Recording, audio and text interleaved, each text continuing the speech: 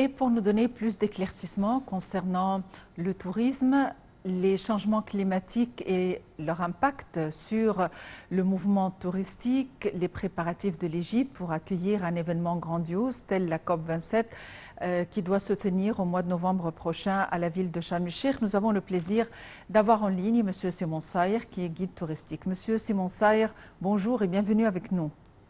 Bonjour, merci.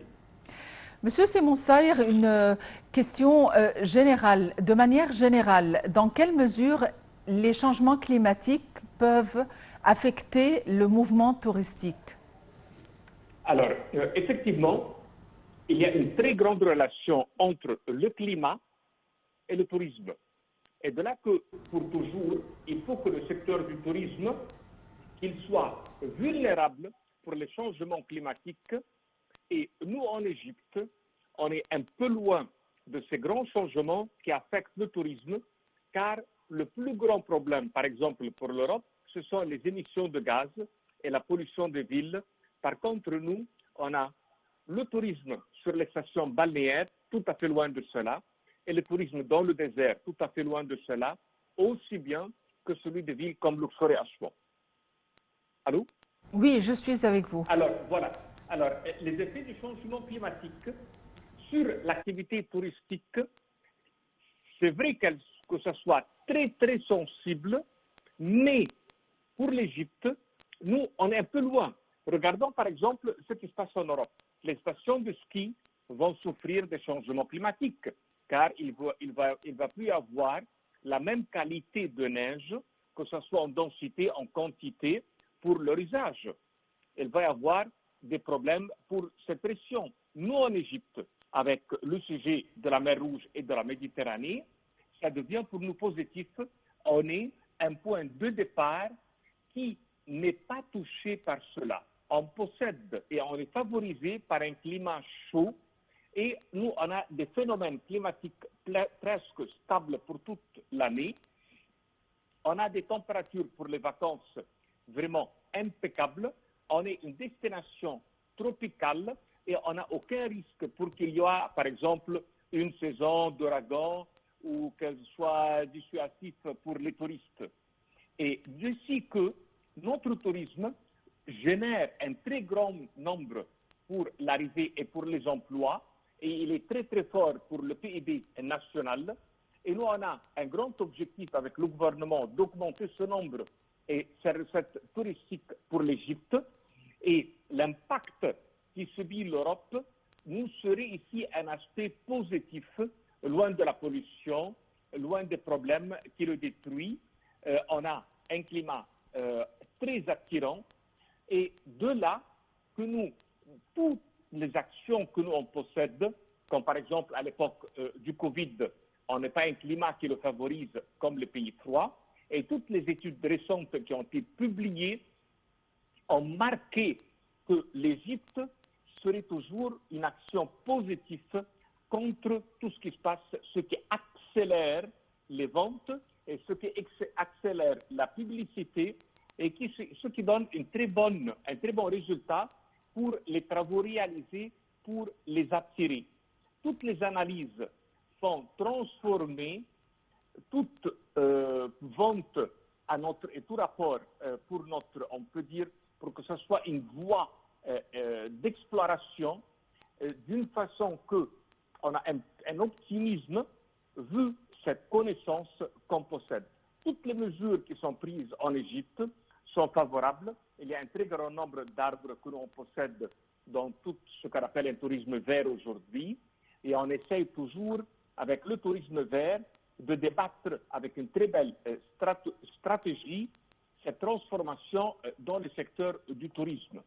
Alors, les effets du changement climatique sur le tourisme sont positifs. Monsieur Simon Saïr, vous avez bien mentionné le tourisme vert. À l'heure actuelle, on réfléchit et on pense dans le vert, que ce soit l'hydrogène vert, l'économie verte, l'agriculture verte. Comment transformer le tourisme en un tourisme vert? Tout d'abord, c'est quoi le tourisme vert et comment parvenir à divulguer ce tourisme, ce concept de tourisme vert? Alors, le tourisme vert, il s'agit d'un tourisme centré sur la proximité avec la nature.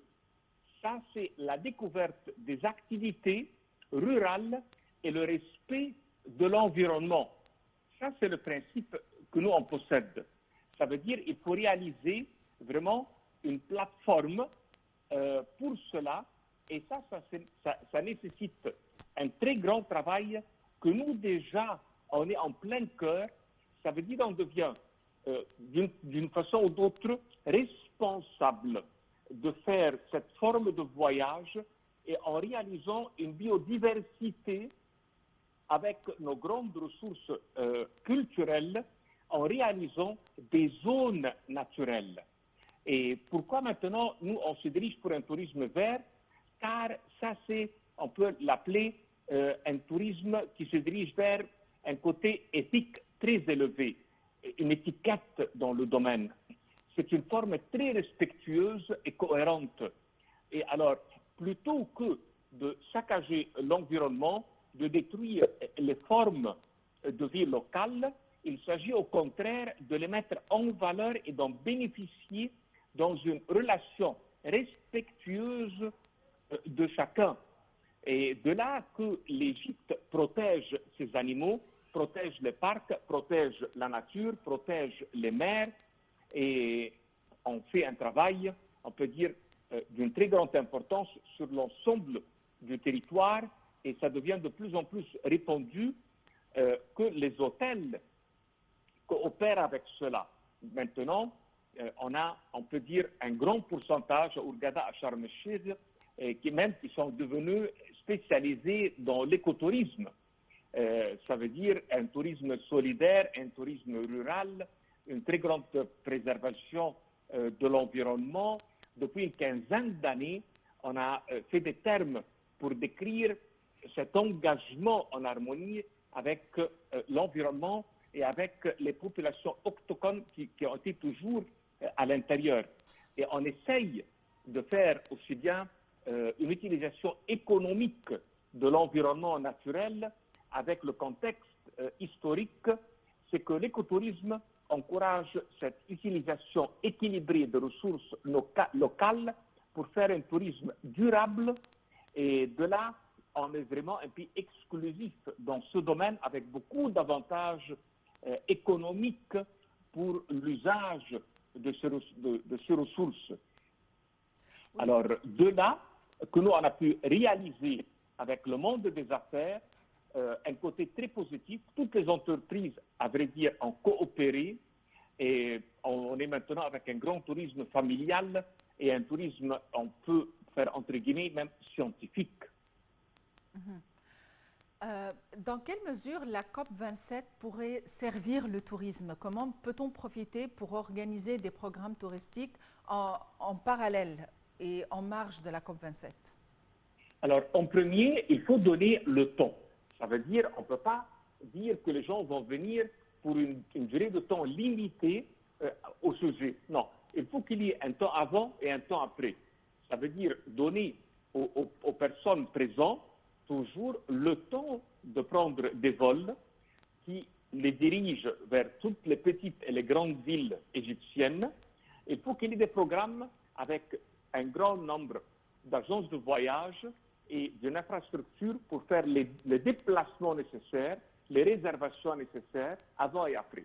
D'un autre côté, la publicité qui se fait pour tout événement à travers les articles publiés, les médias, la couverture de la télévision, les grands personnages, les visiteurs, tout cela nous fait une pub non pas seulement gratuite, mais positive qui fait un miroir de réalité que nous on désire que le monde entier la connaisse, qui représente la bonne organisation, le respect de la nature, les emplacements qui se visitent, la coopération entre tous les éléments qui font la réussite, aussi bien qu'on fait une deuxième fois une mise en valeur de l'emplacement de l'Égypte sur la carte touristique et sur la carte des pays qui font avec nous la compétition dans le même domaine pour montrer la différence et jusqu'à quel point on est élevé et qu'on a avancé.